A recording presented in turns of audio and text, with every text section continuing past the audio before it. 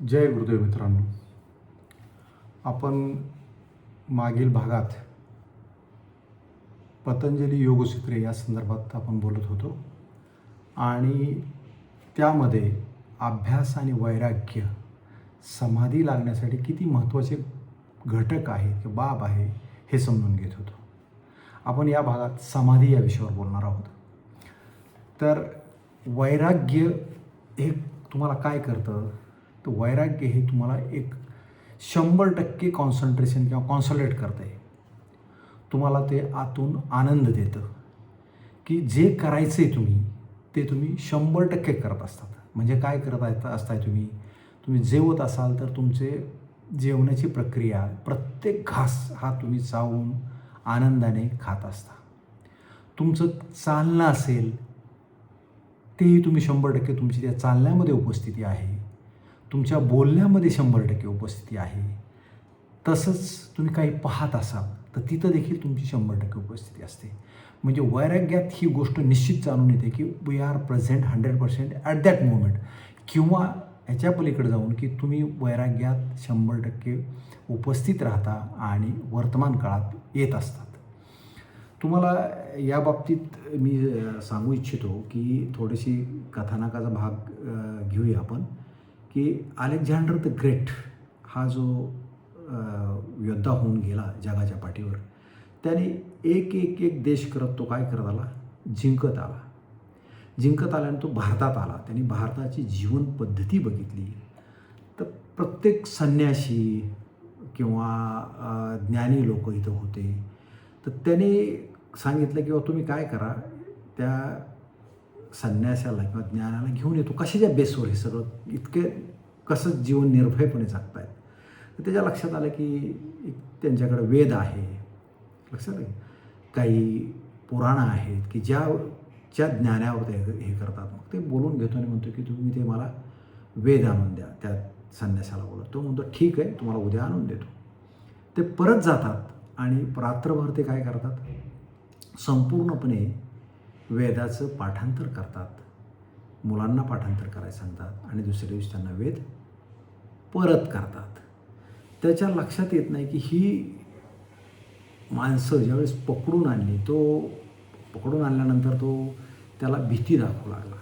म्हणजे तुझं मुंडकं उडवेल म्हणला, तू जर वस्तुस्थिती काय आहे मला यातलं खरं ज्ञान नाही सांगितलं.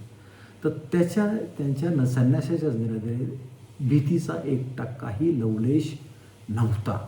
लक्षात घ्या, तो बिलकुल घाबरलेला नव्हता. तो आश्चर्याने झाला अलेक्झांडरसुद्धा की हे काय आहे, एवढी शक्ती कशी. तर मित्रांनो, ही होती वैराग्याची शक्ती की जेणेकरून तुम्ही निडरपणे त्यांना सामोरे जाऊ शकला. या बाबतीत अजून एक डायझोनिसचं उदाहरण सांगता. ज्यावेळेस तो खरेदी विक्री गुलामाची केली जाते त्यावेळेस जो गुलाम म्हणतो मला घ्या, तुम्ही विकत घ्या. म्हणजे त्या ठिकाणी मालक कोण आणि गुलाम कोण हे दिसू शकत नव्हतं, कारण त्याचा निर्भयपणा. लक्षात आलं. ही शक्ती वैराग्यानेच येऊ शकते. अलेक्झांडर द ग्रेट याला ज्यावेळेस भूक लागली तत्कालीन, तर त्यांनी काय मागितलं, मला थोडंसे ब्रेड खायला द्या किंवा भाकरी द्या. तर त्या भारतात त्यांना एक सोन्याचे ब्रेड देण्यात आले. तो म्हटला मला खरोखर भूक लागलेली आहे आणि मी खाणार आहे, हे सोनं कसं खाऊ. मग त्याला म्हटलं जातं की तुम्हाला तुमच्या देशात जेवण मिळत नाही काय, खाणं मिळत नाही का, की ज्या प्रकारे तुम्ही एक देश आक्रमक करत इथपर्यंत आलेला आहात. काय करत आहात, तुमच्या देशात हे उपलब्ध नाही का. त्याच्यात एक क्लिक होतं, जागा होतं की मी काय करणार आहे, मी काय करतो आहे.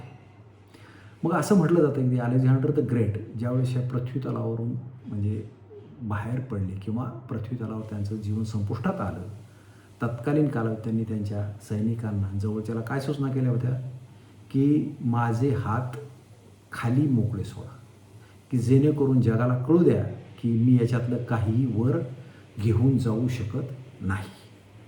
तर या बाबतीत त्यांनी जे सांगितलं आणि जे त्यांना आकलन झालं ते आपल्याला काय लक्षात येईल की वैराग्यात किती शक्ती आहे.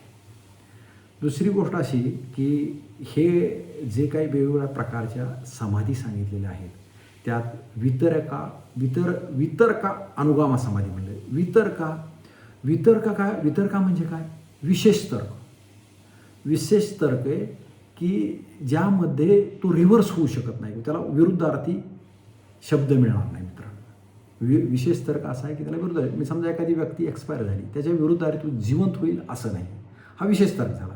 वितर्का याच्या उलट कुतर्का म्हणू किंवा त्याला चुकीचा तर्क म्हणा किंवा इलिगल किंवा रॉंग लॉजिक म्हणू आपण. तर्क म्हणजेच लॉजिक समजा.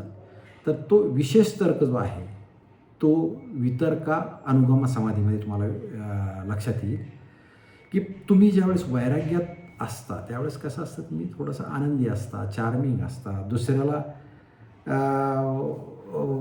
एकदम सहजपणे सामोरे जाता, एक प्रकारचा उत्साह असतो त्यामध्ये. तर या बाबतीत तुम्हाला वितर्का अनुगमा समाधी सांगितली आहे. समाधी म्हणजे कसं की एक थोडं स्थितप्रज्ञ आहे, इक्वॅनिमस स्टेट आहे तुमची ती. त्यानंतर जी काय आहे ना ती विचारा अनुगामा समाधी. विचारा म्हणजे कसं की त्या समाधीमध्ये तुमचे सतत विचार चालू असतात, थॉट्स आर गोईंग ऑन, किंवा तुम्ही चव असेल किंवा टेस्ट असेल काय तर याचा तुम्हाला अनुभव येतो. त्या प्रकारची समाधी म्हणजे विचारा अनुगामा समाधी. तिसऱ्या प्रकारची समाधी कुठली आहे तर आनंदगमाई समाधी. That is a blissful state.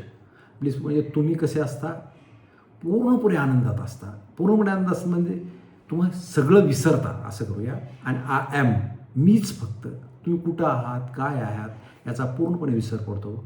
तिथं फक्त आय एम किंवा मी एवढाच शिल्लक राहतो, बाकी काही राहत नाही. That is only blissful state. त्याला काय म्हणतो आपण आनंदगमयी समाधी असं म्हणूया आपण. त्यानंतरची चौथी समाधी जी उल्लेखित केलेली आहे ती अस्मिता अनुगमा समाधी. तर मित्रांनो थोडंसं आनंदगमयी समाधीबद्दल मी बोलेल की आनंदगमयी समाधी म्हणजे ही ब्लिसफुल स्टेट आहे. त्याच्या तुमच्या कुठल्याही प्रकारच्या त्या ध्यानावस्थेत तुमचे विचार कल्पना काहीही शिल्लक राहत नाही. तुम्ही you are in the blissful state. Okay. आता अस्मिता अनुगमा समाधी म्हणजे काय, ही अशी स्थिती आहे की ज्यामध्ये फक्त मी आय एम एवढाच शिल्लक राहतो. मी कुठं आहे हे काहीही लक्षात राहत नाही, काय करत आहे काय करत. तर दॅट इज अस्मिता. मी फक्त मी आहे हे निश्चित आहे, पण कुठं आहे काय आहे हे लक्षात येत नाही. तर याला काय म्हणतो आपण की पूर्णपणे स्वतःचं भान विसरणे किंवा स्वविसरणे असंही म्हणूया आपण. आणि त्या स्थितीत जी काही समाधी लागते ती अस्मिता अनुगामा समाधी असंही म्हणतो आपण. आता हे जे मिळतं, समाधी ही गोष्ट अशी मित्रांनो, it's not bye effort, it's effortless.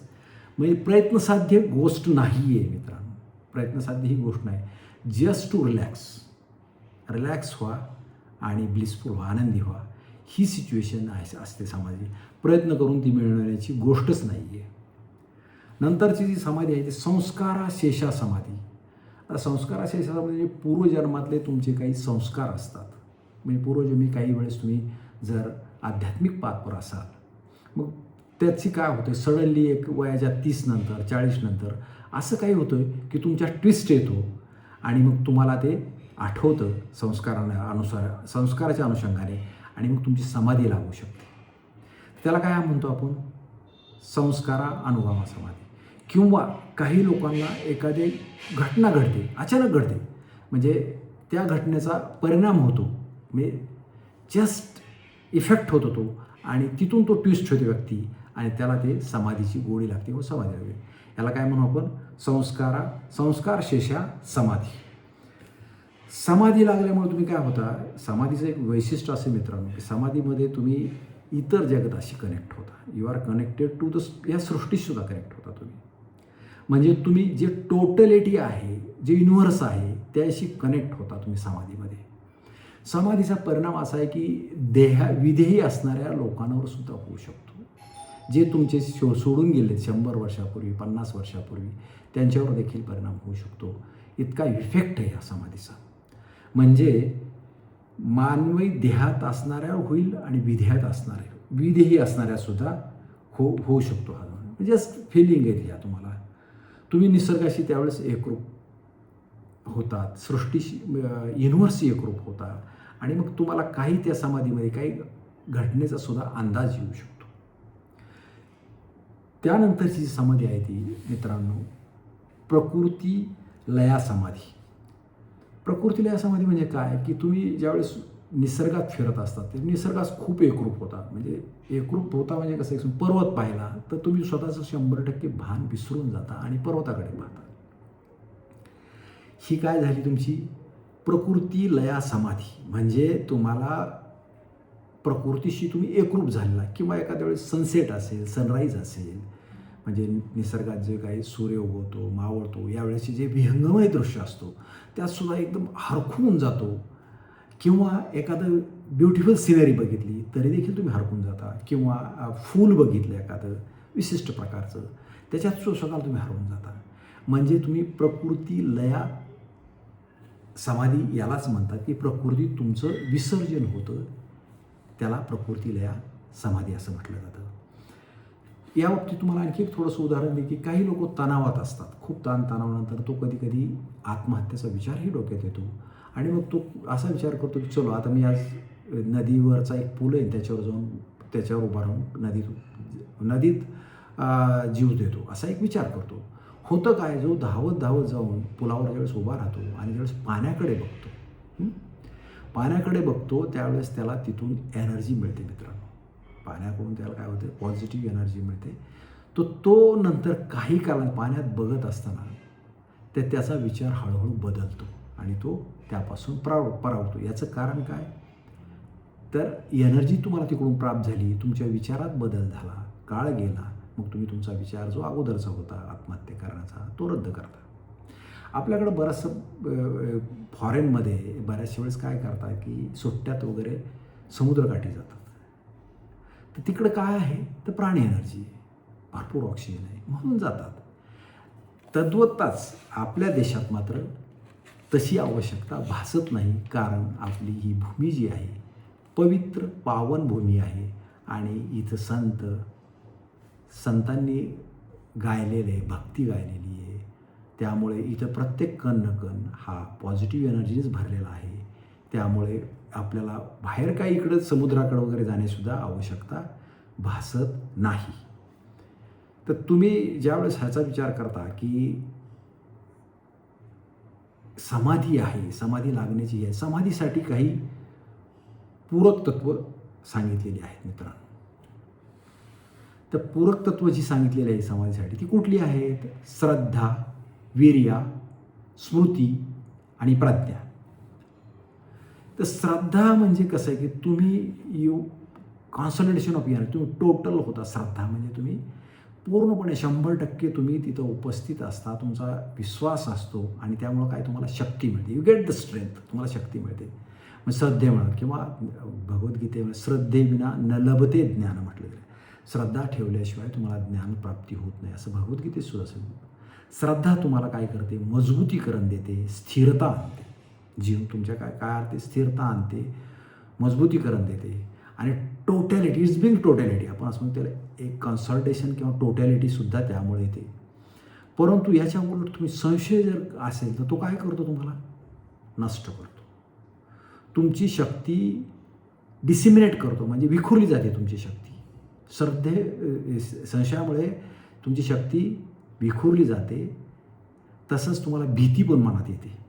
म्हणजे ज्ञानेश्वर माऊलींनी म्हटलेलं आहे संशयावणी थोर आणि नाही पाप घोर ही विनाशाची वागुर प्राणी अशी. म्हणजे संशयासारखी गोष्ट वाईट कुठलीच नाही आहे की जी तुमच्या विनाशास कारणीभूत ठरते. त्यामुळं संशय तुम्हाला दुबळा बनतो आणि श्रद्धा तुम्हाला मजबूत करते. हे झाले समाधीचं पूरक. दुसरं तत्व काय माहिती आहे का वीर्या. वीर्या ही एक फोर्स आहे. इट्स काय म्हणू आपण त्याला बल आहे ते फोर्स आहे. असं फोर्स आहे की टोटल तुम्ही म्हणजे एकदम धाड टाकल्यासारखं म्हणूया आपण अटॅकिंग. म्हणजे याचं उदाहरण द्यायचं झालं तर आपल्याकडं सैनिक ज्यावेळेस लढत असतात सीमेवर किंवा युद्ध चालू आहे नंतर तर राष्ट्रप्रेम जागृत होऊन तो जो काही सैनिक अटॅक करतो तो वीर्या झाला किंवा ते टोटल फोर्स झाला. ही सुद्धा शक्ती तुम्हाला समाधीकडे ओढून मिळेल. इट शुड बी वीर्या हा तुमच्या जागृत होणं गरजेचं आहे मित्रांनो. त्यानंतर काय सांगितलं तुम्हाला, स्मृती. स्मृती म्हणजे कसली स्मृती? प्रेमाची, आनंदाची, भक्तीची, सेवेची. ह्या स्मृती जागृत किंवा आठवणी होणं हे सुद्धा समाधीच्या दृष्टीने खूप चांगलं आहे, कारण ते समाधीकडे खेचणाऱ्या गोष्टी आहेत. ह्याची स्मृतीमध्ये काय येते? प्रेम येतो आहे, आनंद येतो आहे, भक्तिभाव येतो आहे, सेवा येते. ह्या सगळ्यात समाधीकडे हे खेचणाऱ्या गोष्टी आहेत मित्रांनो. या सर्वसामान्याचं कसं होतं की स्मृती येते, पण कुणी जर मला वाईट बोललं, अपमान केलं तर तो लक्षात ठेवतो, कौतुक केलं तर लक्षात ठेवत नाही, हे लक्षात घ्या. जो काही प्रज्ञा हा भाग म्हटलेला आहे, तो प्रज्ञा ही समाधी लागल्यानंतर होणारी निर्मिती आहे, असं आपण म्हणू, किंवा जागरूकता आहे. It's a height of awareness. Pragya म्हणजे काय? हाईट ऑफ अवेअरनेस आहे. म्हणजे प्रज्ञा म्हणजे जागरूकता आहे, असंही म्हणूया आपण. सर्वसामान्य व्यक्ती काय करते जीवन जगताना? तर मित्रांनो, प्रथम काय करते म्हणजे जीवनामध्ये स्वतःच्या पोटाचं किंवा जीवन भागवण्याचा पहिला प्रयत्न, नंतर अध्यात्माची वगैरे पुढच्या गोष्टी ह्या सगळ्या. परंतु तुम्ही काय करायला पाहिजे? You should first think on the spiritual path. तुम्ही आध्यात्मिक मार्गावरून मला कसं पुढं जाता येईल याविषयी सतत विचार करणं आवश्यक आहे. म्हणजे त्याच्यानंतर मग तुमच्या ज्या बाबी येतील ती स्वतः जीवन जगणं, समाज आला किंवा इतर सगळ्या गोष्टी आल्या, ह्या नेक्स्ट आल्या पाहिजेत. म्हणजे प्रथम तुमची स्पिरिच्युअल पाथ प्रथम यायला पाहिजे, जो सर्वसामान्याच्या दृष्टीने लेस लास्ट असतो. तर हे होणं म्हणजे तुमचा मार्ग समाधीकडे जाणं किंवा तुम्ही आध्यात्मिक मार्गावर आहात हे निश्चित होतं. आता साधनासुद्धा 3 प्रकारची असते मित्रांनो, मृदू, मध्यमी आणि मात्रा, किंवा त्याला आपण असंही म्हणू इंग्लिशमध्ये स्लो, मिडियम आणि फास्ट. तुमची कशी पाहिजे? It should be fast, 100%. 100% in the sense कसं म्हणता येईल की मी साधनेची वेळ ठरवली, संध्याकाळी 7ला बसायचं आहे मला. संध्याकाळी जर 7ला बसायचं असेल तर तिथं एक्सक्यूज नाही केला पाहिजे. तुम्ही पहिल्यांदा ते 7ला बसायलाच पाहिजे. म्हणजे तुम्ही 100% करायला पाहिजे. नाही तर बघूया, वेळ मिळाल्यावर जसं जमेल तसं, अगोदर हे करूया, अगोदर ते करूया. म्हणजे ही स्लो प्रोसेस झाली. ज्या 3 सांगितलं तुम्हाला, स्लो, मिडियम आणि फास्ट. आणि मिडियमवाले ठीक आहे, हे बाकीच्या 2 नंबरच्या ज्या गोष्टी असतील, मला बाहेर जायचं आहे, मित्रांना भेटायचं आहे, ह्या गोष्टी प्रथम विचार करून ती वेळ पुढं ढकलतो आणि ती त्यानंतर येऊन साधना करतो, हे मिडियम प्रकारचं झाला. पण तुमच्याकडून ही अपेक्षा आहे की 100% तुम्ही त्या दिलेल्या वेळा पाळायला पाहिजेत, तुम्ही ती साधना करायला पाहिजे. म्हणजे यू शूड गो फास्ट, बरोबर आहे. म्हणजे मृदू, मध्यमी, मात्रा सांगितलं तर तुमच्याकडे ती मात्रा असली पाहिजे, हे निश्चितपणे तुम्हाला सांगितलं. दुसरी गोष्ट आता लास्ट जी आहे, ईश्वर प्रणिधान. म्हणजे काय आहे ते? तर it is just a 1 point devotion.